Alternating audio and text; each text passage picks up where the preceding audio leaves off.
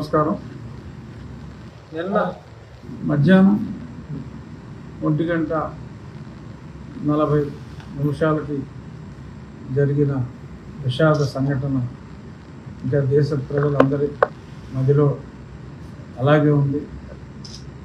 ఎన్నడూ ఊహించలేవు. ఎక్కడో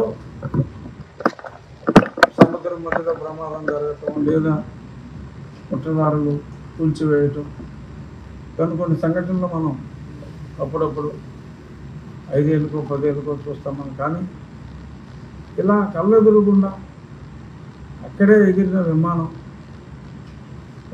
650 అడుగులు పైకి వెళ్ళి కూలిపోవటం, ఎందరో ప్రజలు విమానంలోని వారే కాకుండా ఒక ఆయన మృత్యుంజయుడు ఉన్నాడు, సంతోషం.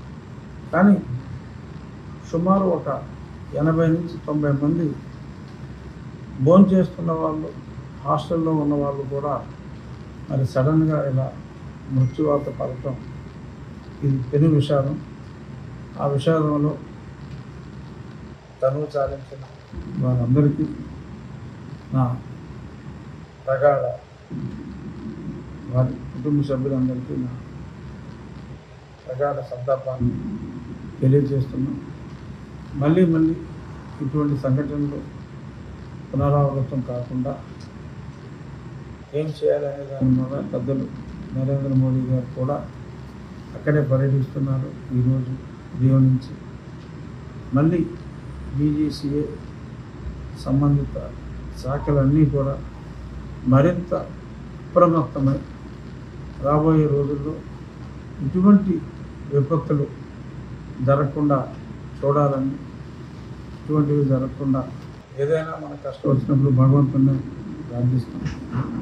ఆ భగవంతుని ఇటువంటి విపత్తులు లేకుండా చూడాలని ప్రార్థిస్తూ మరొక్కసారి ఆ దుర్ఘటనలో మరణించిన వారి కుటుంబ సభ్యులందరికీ